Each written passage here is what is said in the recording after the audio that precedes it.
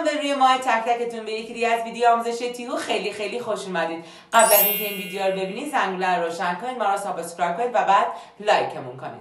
خب عزیزای دلم، اگه میخواید این گرامر رو به خوبی یاد بگیرید باید ویدیو قبلی رو دیده باشید، نکاتش رو نوشته باشید و براش چند تا مثال زده باشید و بعد برگردید به این گرامر و این گرامر رو هم به خوبی یادش بگیرید. خب گرامر سوپرلاتیو ادجکتیو. سوپرلاتیو ادجکتیو چی هستش؟ همون صفات عالی هستش. وقتی میخوای بگی چیزی بهترینه، بدترینه، خوشگلترینه، پیشرفته ترینه، از بخوای همچین جملاتی بسازی از گرامر سوپرلاتیو ادجکتیو استفاده میکنی. When we wanna describe one thing in a group of 3 or more we can use superlative adjective. وقتی میخوایم یک چیز رو، حالا یک شخص رو یا for example یک حیوان رو بین یک گروه 3 یا چند نفره توصیفش کنیم از این گرامر استفاده میکنیم. To describe one thing in a group of 3 or more people. حالا فرم کلی جمله سازی سوپرلاتیو ادجکتیو noun یا همون سابجکت ها plus verb plus the plus superlative adjective و بعد noun هستش که نقش این noun object هستش، همونطور که تو ویدیوی comparative adjective گفته شده. ده رو مثل دن comparative adjective هیچ وقت نباید یادتون بره. همونطور که تو ویدیوی قبلی گفتم که کلمات، صفات، قیدها تو زبان انگلیسی مثل زبان فارسی از بخش‌های تشکیل شده، حالا یک بخشی، دو بخشی یا چند بخشی هستن که تو این گرامرها خیلی حائز اهمیتن. حالا صفت‌ها یا کلمات یک بخشی تو superlative adjective one syllable words باید the plus adjective or adverb plus est باید قبلش ده بیاد و بعدش به صفت est اضافه شه، مثل tall, big, small, warm, cold که یک بخشی هستن باید قبلش ده بیایم و بعدش est اضافه کنیم، مثل the tallest, the coldest, okay, the biggest, the fattest.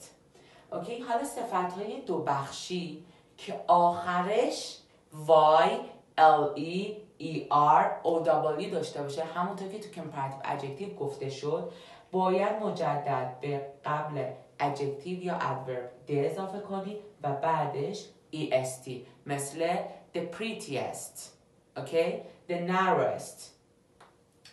و بعد صفت هایی که یا قید هایی که دو یا چند بخشی هستن، دو بخشی که آخرش این چهارتا نباشه باید most اضافه کنی، the plus most، the most beautiful، beautiful 4 بخشی هستش پس باید چه اضافه بشه؟ most. یا famous دو بخشیه ولی دو بخشی که آخرش این 4 تا نیست، the most famous، the most difficult.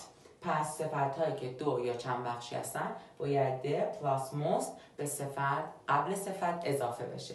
خب بریم چند تا مثال ببینیم در مورد superlative adjectives ها.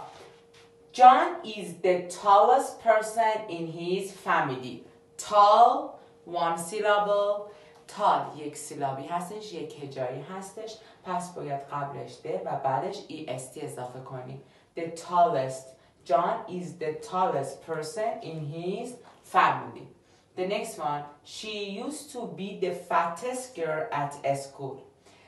fat هم یک هجایی هستش باید est اضافه شه. حالا چرا دابل تی شده؟ اگه ویدیوی comparative adjective رو دیده باشید بهتون گفتم صفت هایی که آخرش به واول و کانسوننت ها ختم میشه، کانسوننت آخر 2 بار تکرار میشه. واول plus consonant to must use double consonant to double consonant. مثلا wet آخرش ای و تی داره، ای واول هستش، تی کانسوننت هستش پس باید دابل تی بشه، wettest. thin T-H-I-N I-N-I is a vowel, N is a consonant so you must use thinnest, double N میشه. wet مثل fat, hot, H-O-T, O vowel, T consonant so you must use double T, hottest. پس صفت هایی که آخرش به واول و کانسوننت ختم میشه باید کانسوننت آخر دابل بشه و بعد est رو اضافه کنیم. She used to be the fattest girl at the school. My little brother had the dirtiest pair of school.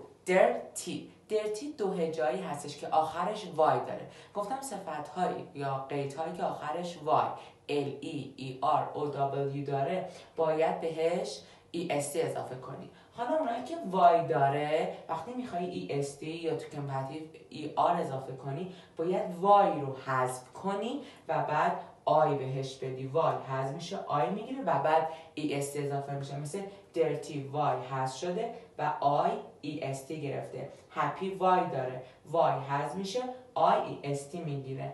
ugly وای داره وای حذف میشه آی EST میگیره. dirty dirtiest happy happiest ugly ugliest. Okay? Paris is the most beautiful city I've ever seen. میگه پاریس قشنگترین شهری که من تا حالا دیدم. خب beautiful جزء صفت‌هایی هستش که جزء صفت‌های دو یا چند بخشی هستش که باید most قبلش most قبلش اضافه بشه. پس صفت‌های دو یا چند بخشی باید قبلش most اضافه شه. دو بخشیایی که اون چهارتا رو نداره، یعنی L-E-E-R-O-W-Y رو نداره، میتونیم بهش most اضافه کنیم. Paris is the most beautiful city I've ever seen. اگه از این فرمایی که گفتم برای هجایی ها مثلا تک هجایی، چند هجایی و دو هجایی استفاده کنید به هیچ مشکلی بر نمیخواید برای مثال نوشتن. مثلا تک هجایی ها EST میگیره و قبل صفت د میاد. دو هجایی که آخرشون 4 تا باشه باید EST بگیره د پلاس adjective پلاس EST و دو یا چند هجایی ها باید دموس قبل صفت یا adverb بیارید. اگه اینا رو استفاده کنید و اینها رو خوب یادش بگیرید برای هر جمله سازی تو برای سوپرلاتیو ادجکتیو و کمپراتیو ادجکتیو به هیچ مشکلی بر نمیخورید. خب بریم در ادامه اینجا هم بگم صفت‌های بی قاعده که تو ویدیو کمپراتیو گفتم که از هیچ قانون خاصی پیروی نمیکنن. حالا تو سوپرلاتیو ادجکتیو چطوری تغییر میکنن؟ در مورد صفات بی قاعده صحبت کنم که از هیچ قانون خاصی پیروی نمیکنن اما مجبوریم اونا رو حفظشون کنیم. مثل good best میشه تو سوپرلاتیو ادجکتیو best. bad worst far furthest or farthest. Both of them are correct. Furthest or farthest. Little least much most. حالا مثالاشو ببینیم. She is the best of the new young riders.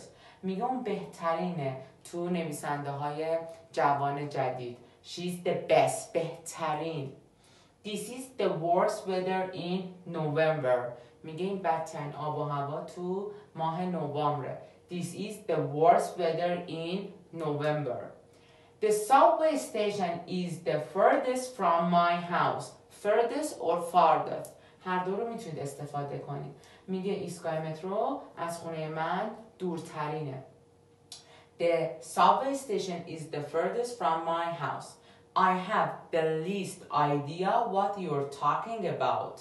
میگه من کمترین نظر دارم در مورد چیزی که دارید صحبت میکنید.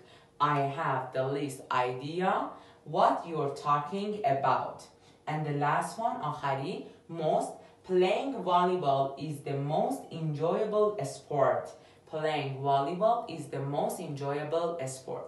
همونطور که میدونید most قبل از صفت‌های هم به کار میره. دو یا چند هجایی هستن.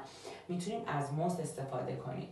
و little و much در آخر بهتون میگم little و much متضاد یکدیگر هستن. لیست که در سوپرلاتیو ادجکتیو به لیست و most تبدیل میشن. لیست به معنی کمترین، most به معنی بیشترین. مثلا he is the most active person I know. He is very lazy. میگه اون کم فعالیتن شخصیه که من میشناسم خیلی تنبله. خب پس لیست متضاد most هستش. most معنی بیشترین، لیست به معنای کمترین و یه جورایی میاد که جمله رو منفی کنه. اگه قبل صفت‌های دو یا چند هجایی بیاد، دو هجایی که اون 4 تا نباشه L-E-E-R-O-W و Y نباشه و most هم قبل از صفت‌های دو یا چند هجایی میاد. مرسی از نگاه‌های قشنگتون. اینم از مبحث سوپرلاتیو ادجکتیو ها کامل و جامع خدمت شما عزیزان.